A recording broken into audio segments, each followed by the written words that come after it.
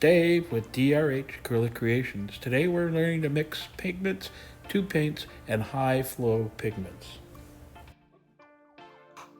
What I have in front of me now is 3 different types of pigments that you might be using. Over here I have my pigments, my dry pigments, and you can see that here. Let me open it up. When you're working with dry pigments, you really should be wearing a respirator or at least a mask so that the particles of this, which are very fine and will get airborne if you're not careful, could really mess up your breathing. So as you can see, that is it's a powder, and the powder is mixed with first I mix it with a varnish, and then I put it then I mix it with my pouring medium. I'll get to that in just a second. Second is I try to keep my colors fairly similar. The first one was called Twilight, and that's this little piggy product. Let me see if I got the label up. This little piggy product, which I absolutely adore that line of pigments. They're just consistently good. So, and next one is Liquitex Magenta, and this quinacridone magenta, and it's one of my go-tos as far as the magenta line. I love magenta, so then my second one is also, my other paint here is also magenta. So this is a tube paint, it's thicker. So next, this is a fluid paint, and again, this is Golden Brand, which my personal favorite, Golden Brand, and it's quinacridone magenta. So these two should be the same, but depending on the maker or the brand, there are differences. So let's start out with the pigment first.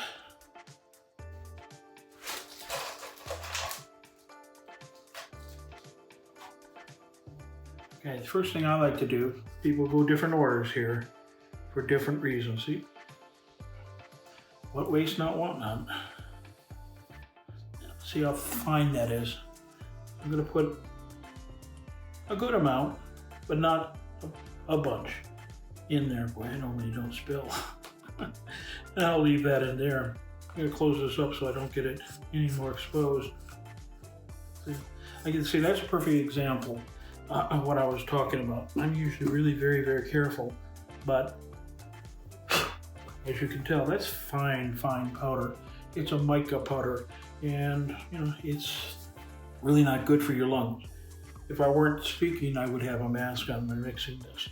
Okay, so what I'm gonna do is I'm gonna use a little bit more of my Jo Sonia, and I'm gonna just put enough down, just enough down to wet the pigments. I want to get this. There's quite a bit of powder left in there. The reason we want to make sure that the pigments get wet prior to mixing them with the pouring medium is if you don't get them wet, then you're going to have little speckles of color that never release, the pigment that never release. So I'm just looking forward to see how it mixes up, and you'll notice, and you can actually feel it when you're mixing with it. And you notice I'm not going fast. I'm intentionally going slow with this.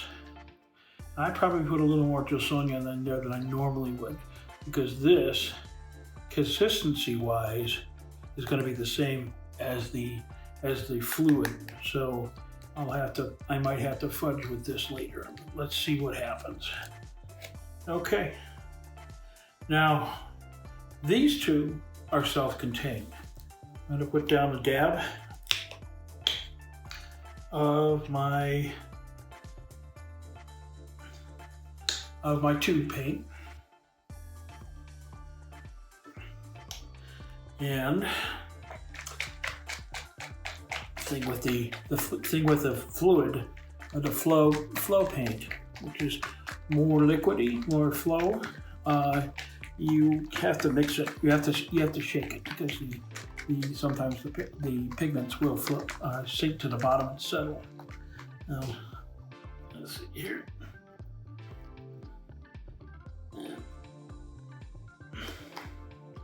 About the same amount. Okay. And so you can see the amount wise, they're about the same as the Twilight was. So now that's my one part. Now this is where I kind of I am a little more liberal as far as how much I add to the mix. The ratio that I try to adhere to is 3 parts of pouring medium. This is my Valspar Varathane mix here. 3 parts of this to the 1 part here. So if it's up that high, you can see it. It's up that high. It really needs to go up to about there. So, but let's see. Sometimes you have to, with the pigment, sometimes you have to play some games as far as to get it up to consistency.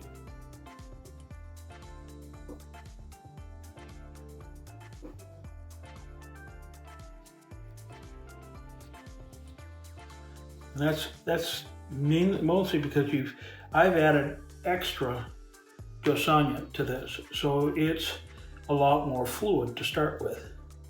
Let's see how we did. It may take a few seconds to, and if you get to the point where you say, well, that just really got, it really dulled my paint, like I'm thinking it did now, then you can always add a little bit more.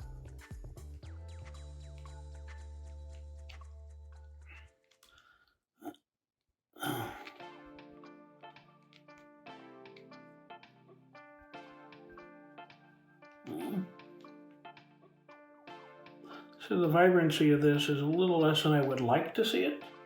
So with that, I would add just a little bit more of the pigment. Let's go on. But that's something we learn as we go along. Okay, now the tube paint. Now tube paint, because it's already thick to start with, is most likely gonna feel like it's too thick after I start mixing. Which it does.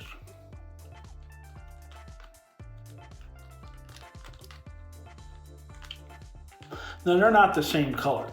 So the Twilight is a lighter, and although I didn't take the time to show you, it has a lot of iridescence to it, a lot of shimmer. The magenta, on the other hand, both of these magentas are semi-opaque, semi-translucent. So they're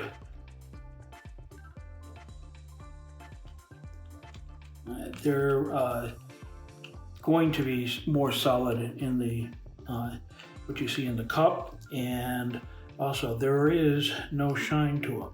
Oh, I will tell you that, and so that's that one. I'll show it to you in a second, the difference between the threes. Okay, let's do the last one. And again, this is the liquid, and this is the golden, and it's a highly pigmented here. I love the golden products because their pigmentation and what they say they should be is pretty much spot on.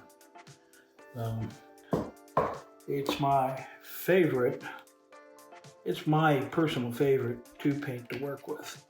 And this, you can see there's a difference between the two shades already. Okay, but it is a lot thinner. So we'll have to see what we're gonna do about that. So you can see this leaves a trace on the top. Now, I like my paints to be a little thicker than that. I'll show you what I do in that case. There's several things I can do, and I'll go over the one my go-to. Now, this is the Liquitex, which was thicker when it started. And look at the consistency when I spread it around. It's significantly thicker. Now this is too thick for me because when I pour, I don't want mound on top of mound on top of mound, as you hear some people say. This is like room temperature honey. Maybe a little warmer than that, but not much. So whatever your go-to phrase is or the way you describe it, this for me, it's too thick. And I knew it was going to be because when I was mixing it, I could feel that it was too thick, the way it mixed. Same is true with the second one. With the golden, I knew that it was too thin. Now, this one, I don't know if you can see the amount of shimmer in that. It's a different ball game altogether. But when you look at that, it's about the same thickness is what we got with the golden. So let's see what we can do as far as fixing those two and fixing that one. Okay. Hard to read this, but I have a mixture when I have a paint that is too thick of Jo Sonia, and I'll mix the Jo Sonia. This is, I say about 90% Jo Sonia, 10% of water. So I'll fill it up with this much Jo Sonia and about that much water. So it's just a little bit because the Jo Sonia, although it looks real thin, it's more like a really light, real light oil. It's not an oil, but that's the consistency. So I use this with a little tiny bit of water and add it until it's the consistency I'm looking for, a little at a time.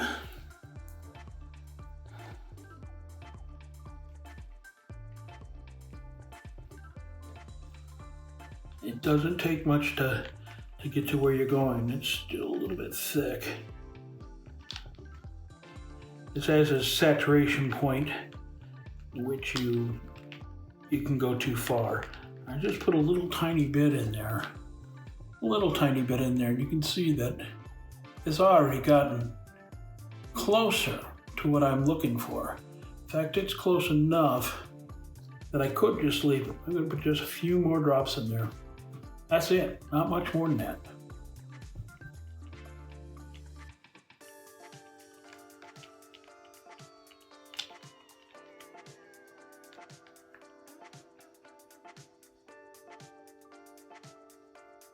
And there you go. That is pretty close to right. And you can tell by how it runs off the end of the spoon. So yeah, so now we have to tackle the problem of the consistency of the two that are too light. So it's good that this happened. It's important to understand that you can fix it if it's too very bad. When I have this issue, I go to my Liquitex. This is my matte gel. These are both very glossy, so I'll go with my matte gel, and it just gives you, basically it looks like white paint. But it's a gel. It's used for creating texture in other styles of art. I use it to thicken up paint, and I don't put a lot in there. And that's about a pea size, not much at all. I'll do the same thing over here because they were the same consistency.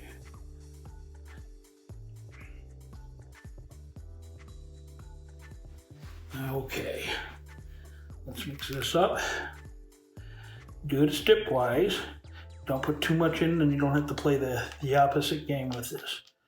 But it takes a few seconds to incorporate that gel into your paint, and it really, you'll see what it feels like. You'll see because there'll be parts that are thicker and other parts that are still the same consistency. Once it's all incorporated, just getting there now, you'll see the difference in the consistency. Now, we're there. with a pea size. That's all it takes, is just a tiny bit. And let's do the same thing over in the pigment side.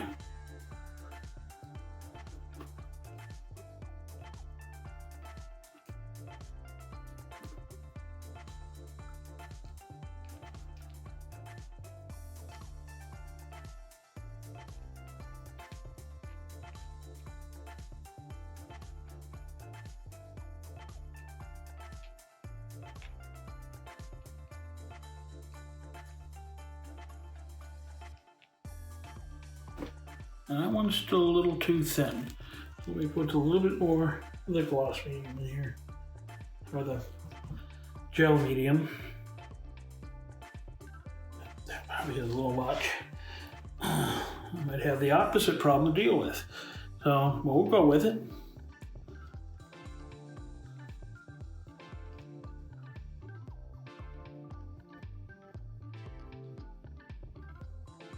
And it's just a little tiny bit makes an amazing difference. So this one is turning out, the dollop that I put in here was just a little smaller than a pea, and then I put a second shot in there that was just a little larger than a pea. And looking at my consistency now, it's right. Let me get a little closer for you. Oh. Okay, so that's how I mix my paints. Next thing I want to do is I want to show you how I put together my cell activator. And with the Sheleeartstyle, that's where the magic happens. So I'm going to put you on hold real quick, and I'll be right back. So putting this video together, I decided it was way too long, so I've divided it into 3 parts. So this is the end of part 2, and I'm going into cell activators next. You don't want to miss that. If you found this useful today, if you could give me a like, subscribe if you haven't already done so, and ring that bell to get notifications of future videos. So it's my goal to put out at least 2 per week. And I hope that you've enjoyed this so far. And tune in for part 3, is cell activators. And that's where the magic happens. See you there. Bye now.